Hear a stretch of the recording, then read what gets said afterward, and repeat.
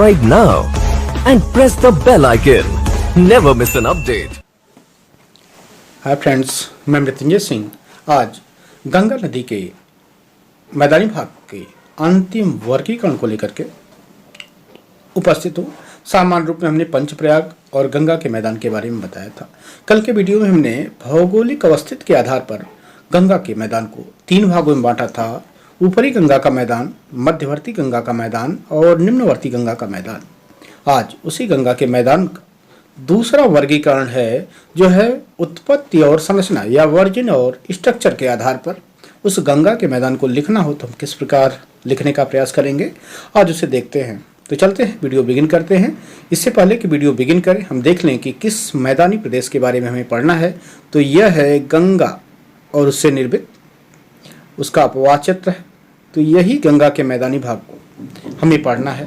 कहाँ भाबर होगा, कहाँ बांगर होगा, कहाँ खादर होगा। आपको याद होगा जब हमने हिमालय बताया था तो वहाँ बताया था कि उसकी जो उत्पत्ति हुई है टर्सरी काल में हुई है, और जब प्रायद्वीपीय पठार बताया था तो वहाँ बताया था आपको कोट दिया था, जो कोट दिया था पीपीएम था, याद है।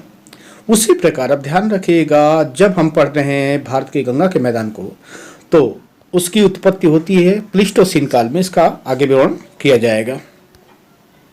तो टॉपिक को बिगिन करते हैं। अगर पूछा जाए गंगा के मैदान को हमें वर्गीकरण करना है, और ध्यान रखिएगा जो यह वर्गीकरण होगा वह उत्पत्ति, ओरिजिन और संरचना के आधार पर होगा। तीसरा कोई आधार नहीं है।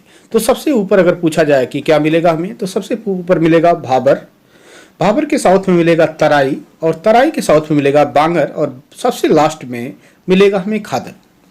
ध्यान रखिएगा, यहाँ से लेकर के यूपीपीसीएस और यूपीएससी में कम से कम 5 से 6 बार एग्जाम में क्वेश्चन पूछा हुआ है, और इसके क्रम को ही तो सबसे ऊपर भाबर, फिर तराई, फिर बांगर, फिर खादर। इसके अलावा जो इस क्षेत्र से क्वेश्चन पूछा गया है उसे मैं आपको दिखाने का प्रयास कर रहा हूँ। जो आईएएस ने 2008 या 9 में पूछा हुआ है गंगा के मैदान के बारे में, और पूरी लाइन लिखा हुआ है इसके बारे में, गंगा के मैदान के बारे में, कि गंगा के मैदान की चौड़ाई पश्चिम में अधिक और पूर्व में इसकी चौड़ाई कम है। यही स्टेटमेंट दिया है, और पूछा है कि निम्नलिखित कथनों पर विचार कीजिए, कौन से कथन पूर्णतः सत्य हैं। तो ध्यान रखिएगा, गंगा के मैदान का जो क्रमिक विभाजन है वो पश्चिम में इसकी चौड़ाई अपेक्षाकृत अधिक है, जो मिडिल क्षेत्र है, मिडिल क्षेत्र में चौड़ाई कम है, और फिर पूर्वी क्षेत्र में इसकी चौड़ाई अधिक हो जाती है। अर्थात इस चीज़ को ध्यान रखिएगा कि इसके अगर उच्चावच को पूछा जाए कि उच्चावच कैसा है, तो एक लाइन में आपको याद करना है कि पश्चिम से पूर्व की ओर जैसे जैसे हम बढ़ेंगे एक सामान्य रूप में उच्चावच में या रिलीफ में कमी आएगी। अब उसके आगे हम देखने का प्रयास कर रहे हैं, और वही है, देखिए इंडिया के मैप में देख लीजिए कि स्थिति क्या है, कि ये पश्चिम बेल्ट आपको स्टेट भी दिख रहा होगा, अपेक्षाकृत अधिक चौड़ा है, बीच में चौड़ाई इसकी कम है, और पूरी क्षेत्र में फिर मिडिल की तुलना में ध्यान रखिएगा क्या है, चौड़ाई में अपेक्षाकृत कमी है। यहीं से लेकर स्टेटमेंट यूपीएससी ने पूछा है। अब इस पूरे प्रकरण को हम जो उत्पत्ति और संरचना है कि अगर लिखना हो तो कैसे लिखेंगे उसे देख लेते हैं। भारत के उत्तरी मैदान में भू संचलन या अर्थ मूवमेंट, ये टॉपिक रियल में जियोमॉर्फोलॉजी से है, लेकिन इस शब्दावली से आप परिचित हो जाइए। भारत के उत्तरी मैदान में भू संचलन या अर्थ मूवमेंट के द्वारा निर्मित गर्त में हिमालय पर्वत और प्रायद्वीपीय पठार से आने वाली नदियों के द्वारा लाए गए अवसादों के निक्षेपण से निर्मित संरचना को गंगा का मैदान कहते हैं। ध्यान रखिएगा, क्वेश्चन हो सकता है कि इस गंगा के मैदान का निर्माण हिमालयी नदियों के द्वारा लाए गए अवसादों के निक्षेपण से होता है या प्रायद्वीपीय पठार। तो आपको जवाब दोनों देना है कि दोनों का कहीं न कहीं इसमें योगदान रहा है। और इस गंगा के मैदान का अगर पूछा जाए विस्तार कहाँ है, तो विस्तार आपको देखना है पश्चिम में हरियाणा के मैदान से लेकर पूर्व में गंगा के डेल्टाई मैदान तक है। पूर्व के वीडियो में भी मैं बार बार आपको बताता आ रहा हूँ कि जब भी विस्तार देखना हो तो उसे चार्ट और डायग्राम में बदल दीजिए, आपके लिए आसान हो जाएगा किसी भी चीज़ को पढ़ना। तो देखिए, जो मैंने लिखा था कि उत्तर में इस गंगा के मैदान का विस्तार कहाँ है, हिमालय पर्वत से लेकर के दक्षिण में केंद्रीय उच्च भूमि के पठारी क्षेत्र तक, आपको याद होगा केंद्रीय उच्च भूमि के वीडियो में हमने जब प्रायद्वीपीय पठार पढ़ा रहा था तो वहाँ 6 डिवाइडेशन किया था, 6 भागों में बांटा हुआ था। तो वहीं हिमालय पर्वत से लेकर उत्तर में, दक्षिण में केंद्रीय उच्च भूमि तक है, जबकि पश्चिम में इसका विस्तार हरियाणा प्रदेश से लेकर के पूर्व में गंगा के डेल्टाई मैदान तक इसका विस्तार पाया जाता है, सामान्य विस्तार है।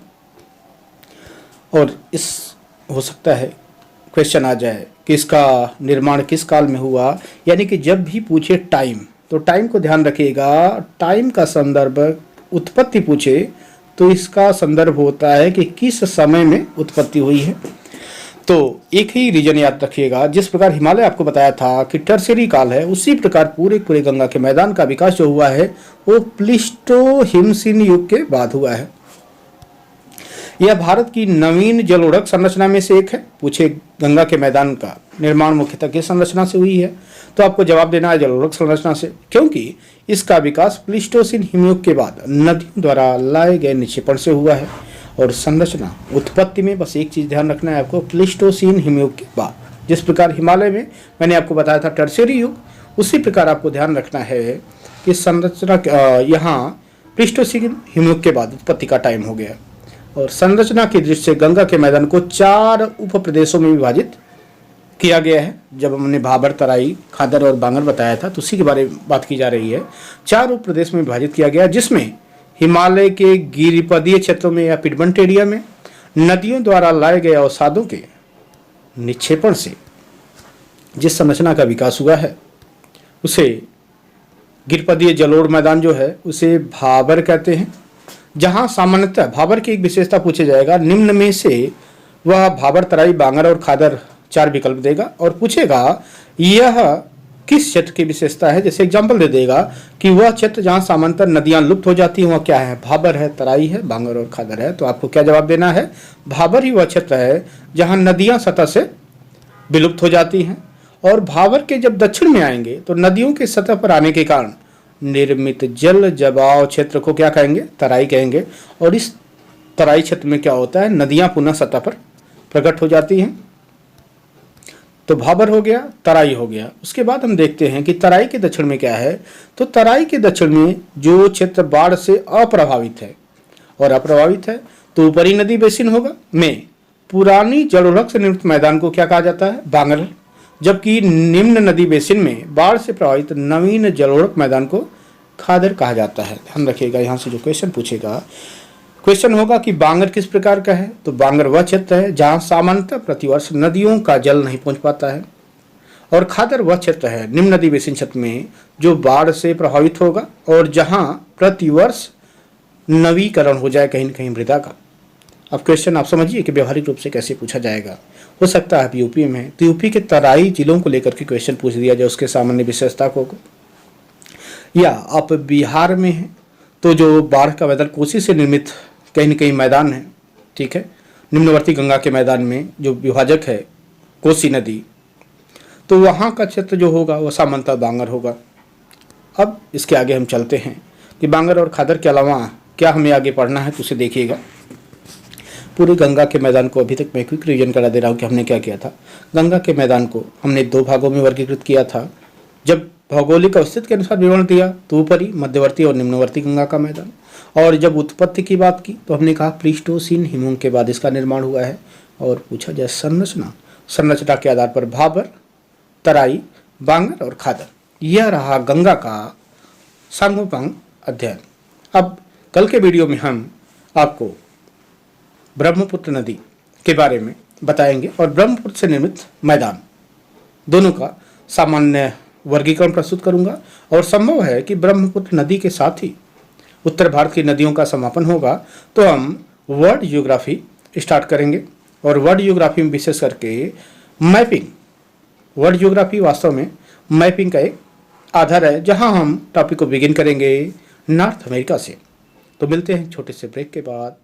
धन्यवाद।